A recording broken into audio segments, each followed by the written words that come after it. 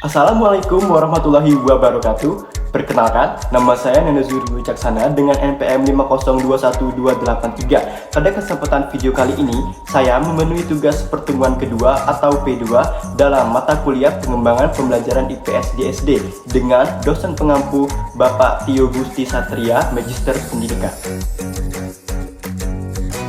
Baik, pada video ini saya akan menjelaskan beberapa materi. Yang pertama yaitu konsep pengembangan pembelajaran IPS di SD dalam kurikulum K13 dan dalam kurikulum Merdeka.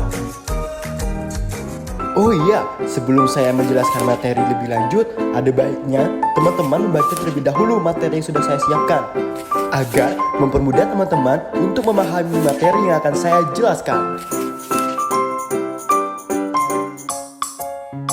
Sebelum kita membahas mengenai pengembangan pembelajaran IPS di SD dalam kurikulum K13 dan kurikulum Merdeka, di sini mengapa pengembangan pembelajaran IPS penting dalam pendidikan? Karena untuk mengembangkan potensi peserta didik agar peka terhadap masalah, baik masalah pribadi maupun masalah sosial yang ada di masyarakat, serta memiliki sikap mental positif terhadap perbaikan segala ketimpangan yang terjadi, dan terampil dalam mengatasi setiap masalah yang terjadi dalam kehidupan sehari-hari seperti permasalahan dalam lingkungan keluarga maupun dalam lingkungan masyarakat sekitar.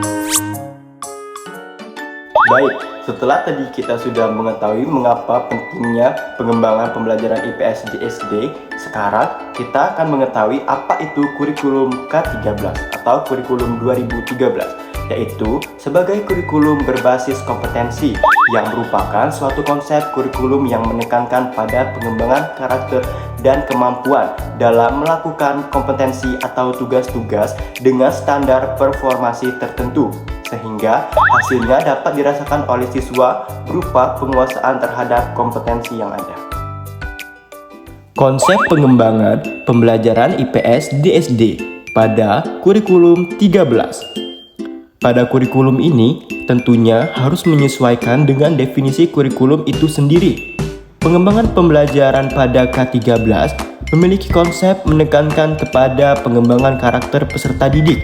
Jadi, dalam pengembangan IPS ini, peserta didik diberikan bimbingan atau pembelajaran mengenai pengembangan karakter dan kemampuan atau kompetensi yang sesuai dengan pembelajaran IPS itu sendiri, yaitu adalah ilmu yang berhubungan dengan lingkungan dan masyarakat sosial.